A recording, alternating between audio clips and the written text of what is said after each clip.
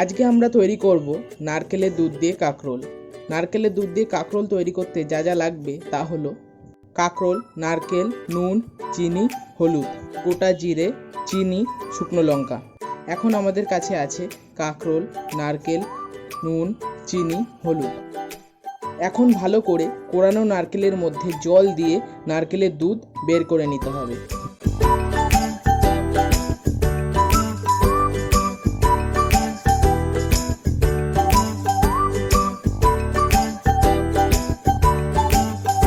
এখন আমরা আগে থেকেই কাঁকরোলের মধ্যে নুন ও চিনি মাখিয়ে রেখেছি। এখন একটি কড়াইয়ে তেল দিয়ে তাতে সামান্য পরিমাণ শুকনো লঙ্কা ও গোটা জিরে দিয়ে ভালো করে নাড়িয়ে তার মধ্যে নারকেলের দুধ ঢেলে দিতে হবে।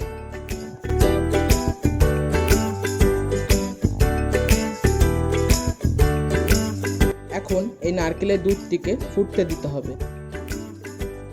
এখন আমাদের কাছে যে কাঁকরোলগুলো রয়েছে তার মধ্যে হলুদ মাখিয়ে একটি কড়াইয়ে তেল দিয়ে তার মধ্যে কাঁকরোলগুলো দিয়ে ভালো করে ভেজে নিয়ে একটি বাটিতে তুলে নিতে হবে।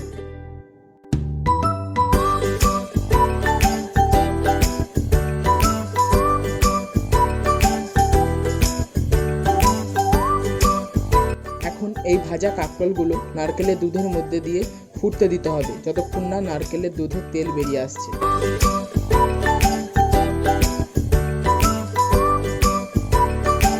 এখন আমাদের নারকেলের দুধ দিয়ে কাঁকরোল তৈরি হয়ে গেছে। এখন এটিকে আমরা একটি বাটিতে তুলে নেব।